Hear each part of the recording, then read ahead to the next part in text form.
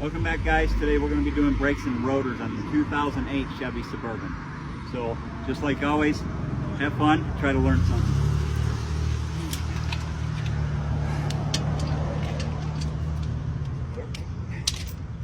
Where's my other? Right there.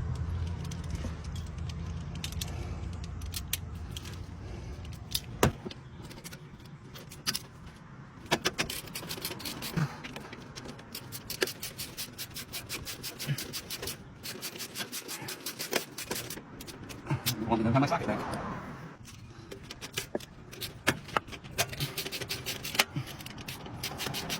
Okay, cool. Here we go.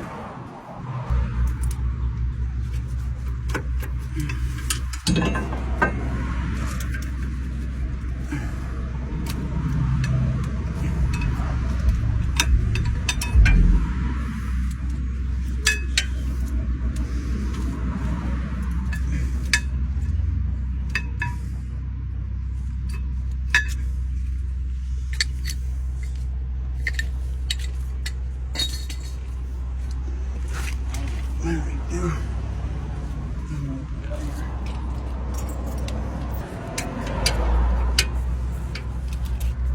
The other ring.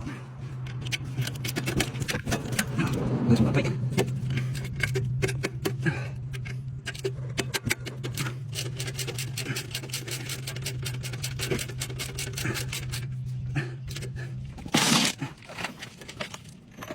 One more car.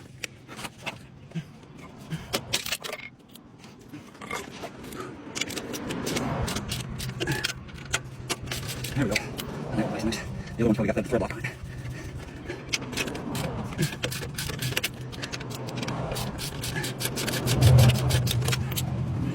Yeah, that's got thread lock on it. Pretty good in there too. Yeah. No, that's what was on it.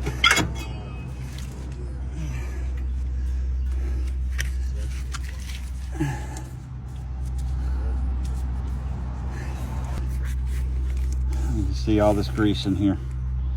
Not zooming very well.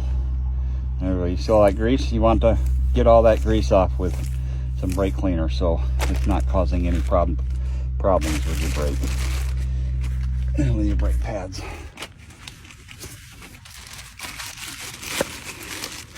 And the only time I spray it is when you see a bunch of it on there like that.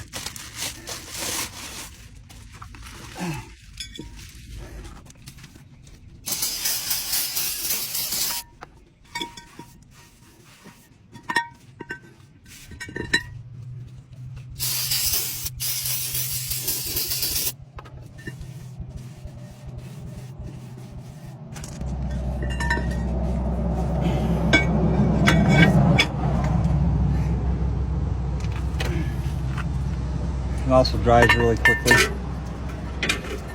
There's new hardware for this brake pads, ain't there? So we're going to replace this hardware. Now I have this off, it's a little bit easier to install it, not instead of fighting with the rotor.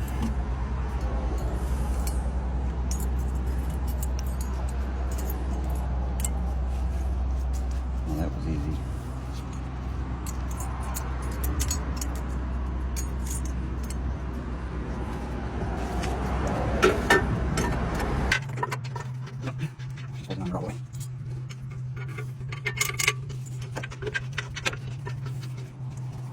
Sometimes you get rotors that are a little bit bigger. See, just not on all the way.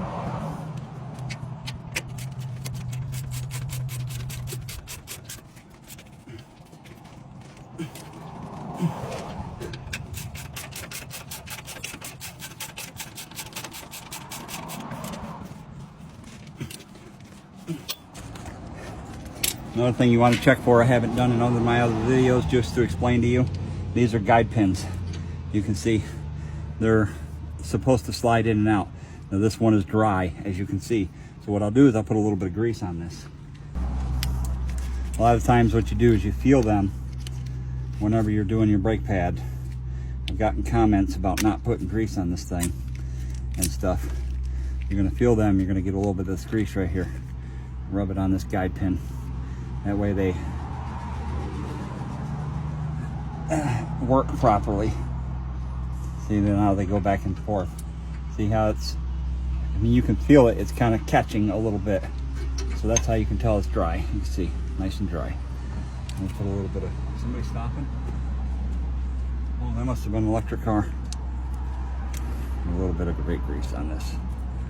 This is always important. If you don't know how to tell, just put grease on it anyway, just to be sure. See, now it's nice and springy.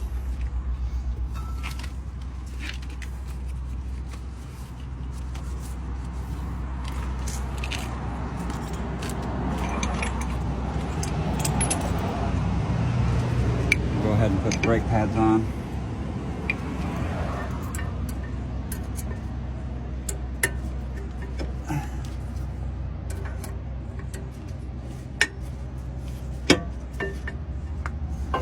We got to compress the caliper.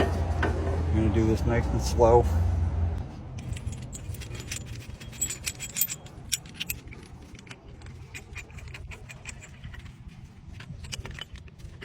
Come on, work with me here. There we go. Nice and tight. You're going to press this nice and slow. You're going to feel it as it's going back. Feel if there's any scarring between the drum and the cylinder. If there's any scarring, then that will tell you that it's sticking, and that's why your brakes are going to be wearing out a lot faster. So far, I'm not having any resistance other than the normal brake pressure. Again, with the cap off, I'm aware that they have caps that are vented, but the amount of pressure that is allowed to go through them is very minimal. It's not made for normal, you know, for other than normal brake use. When you're doing this, you're going to be building up a lot more pressure, and depending on how slow you do it will depend on whether or not you need to take the cap off. It's better safe than sorry to take the cap off. It's just brains. All right, now feel them pins slid in there really nice.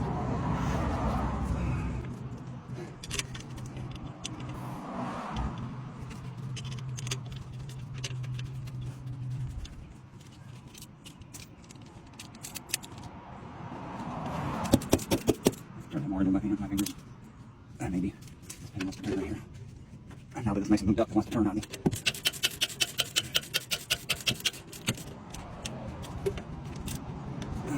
Bring myself a little bit more of a gap on these pliers.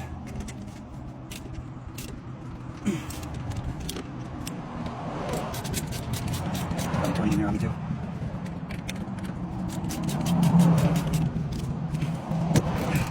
Just let it come off. Alright. Now let's get the tire put on.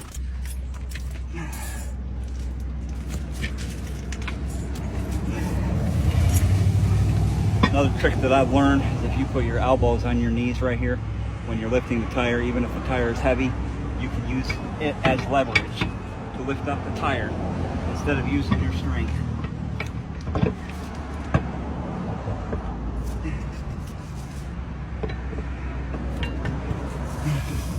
You want to make sure that this thing is on top of that lug right there, so that way it's not being forced on and causing any complications later on. Need another one of them lug nuts too. While I'm doing this, if you come around here, one thing you also need to pay attention to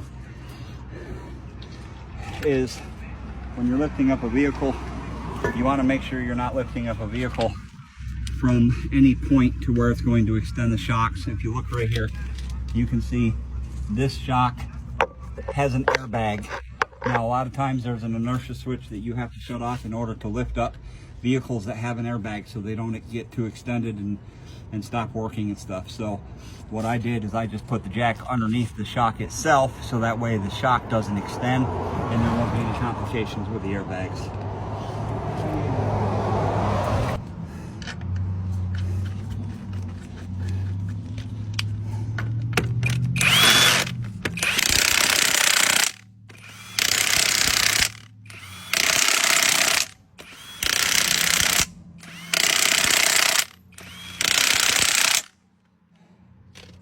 And that, ladies and gentlemen, is how you do the rear brakes and rotors on a 2008 Chevy Suburban. Have a great day.